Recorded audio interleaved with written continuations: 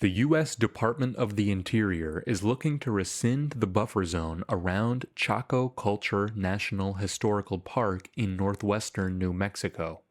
The site was a hub for ancient Puebloan activity from the 9th to 13th centuries and today is a UNESCO World Heritage Site. The area surrounding Chaco National Historical Park is a checkerboard of public, private, and tribal lands, and some of those lands are 160-acre allotments owned in trust with the U.S. government by Navajo people. Other tribes in the region today who are also part of the discussion of protection of the area include Pueblo tribes, the Jicarilla Apache Nation, and the Southern Ute and Ute Mountain Ute tribes. The 10-mile buffer zone halting new oil and gas drilling leases was established in 2023 under the Biden administration. The Greater Chaco Coalition said in a statement that, quote, local communities have been experiencing a devastating increase in drilling activities that threatens their health and the health of the land, unquote.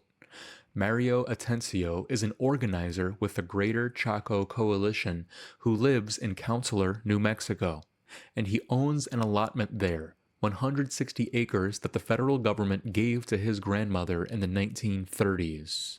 What Trump administration did was take really strident stance against bipartisan conservation issue.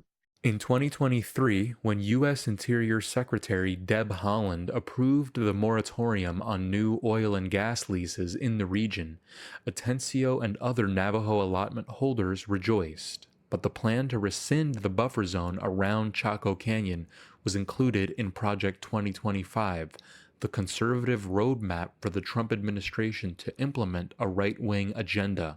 The very commonsensical protection of a UNESCO World Heritage Site is made complicated by oil and gas operators. We're part of huge national and international policy debates, and it affects us locally, but ultimately, what's always left out again is the public health discussion, and it's always complicated by outside interests. Some Navajo allottees are in favor of increased drilling activities because they rely on the royalties as income.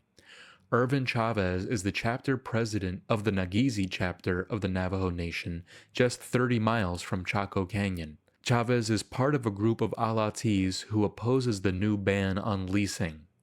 You will never be millionaire on oil and gas revenues. If you have something that it's under your land, in your land, and you can live off or make money or raise your family and send them to school, you would use it. Chavez has some powerful allies. Earlier in 2025, the Navajo Nation filed a lawsuit against the U.S. Department of the Interior, arguing that the agency's plan to withdraw land from new oil and gas leasing violates federal law and could deprive allottees of millions of dollars.